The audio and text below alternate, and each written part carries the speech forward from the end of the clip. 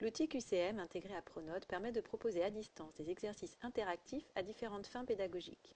Pour travailler une notion vue en classe, pour réviser une notion vue en classe ou pour tester la compréhension d'une leçon qui aurait été proposée à distance selon la modalité classe inversée par exemple. Il s'agit donc d'un outil d'aide pour l'apprentissage des élèves et pour le suivi de l'enseignant qui a un accès aux résultats de tous ses élèves à l'issue du QCM.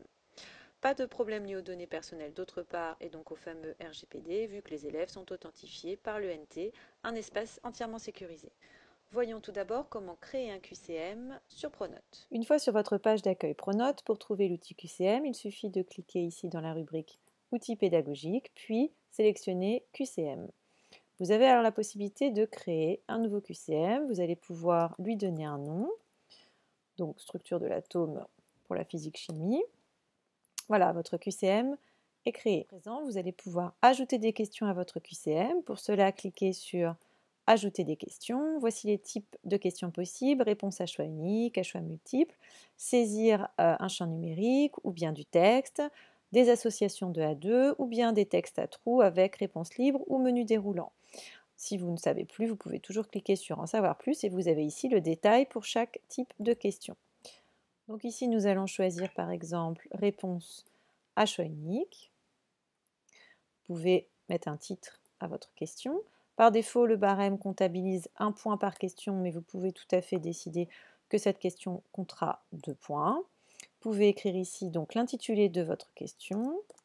Alors ici, l'atome de fluor possède.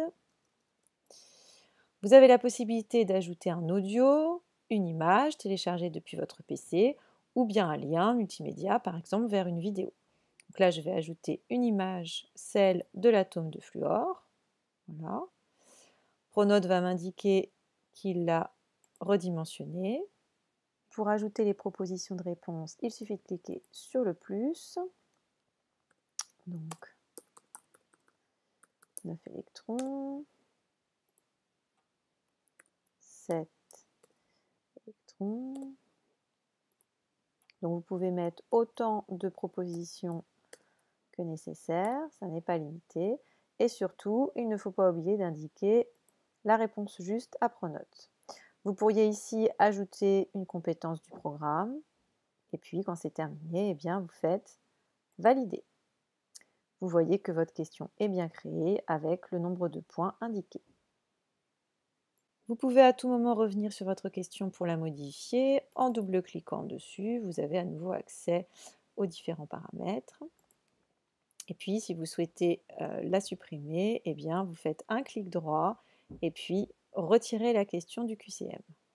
Lorsque toutes vos questions sont créées, vous pouvez ensuite aller dans les modalités d'exécution. Donc là, vous trouverez différentes options. Proposition de ne pas diffuser le corrigé à l'issue du QCM, de proposer un corrigé pour chaque question ou de proposer un corrigé à la fin du QCM. Donc par exemple, vous pourrez faire pour chaque question. La présentation des questions, donc toutes les questions sont présentées. Ensuite ici, résultat d'assouplissement on laisse, ressenti de l'élève, ça serait pour leur permettre de donner leur avis sur le questionnaire que vous avez proposé. Avant de proposer votre QCM à vos élèves, il est bien d'aller voir la vision qu'ils en auront. Pour cela, cliquez sur le titre de votre QCM, ensuite clic droit, et puis vous avez la possibilité de simuler la vision élève. Donc voici les instructions qui leur seraient données. Je commence à répondre, la question que j'ai posée, l'image, et puis les suggestions de réponse.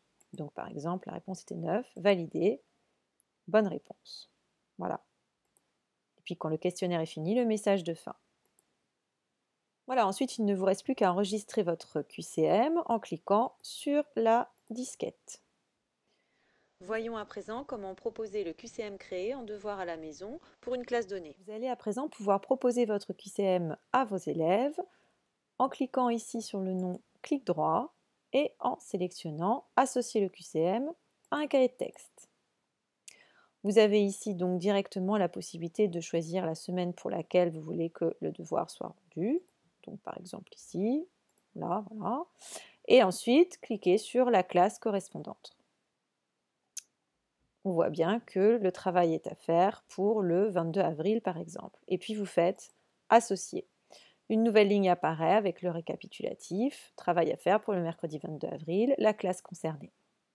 Lorsque les élèves auront répondu au QCM, pour l'instant on a 0 réponse sur 12, il vous suffira d'aller dans l'onglet Résultats, dans laquelle vous retrouverez la liste de vos élèves et les points qu'ils ont obtenus, et puis ici le sommatif du total de bonnes réponses, de réponses partielles, de mauvaises réponses, et le total éventuellement de 100 réponses.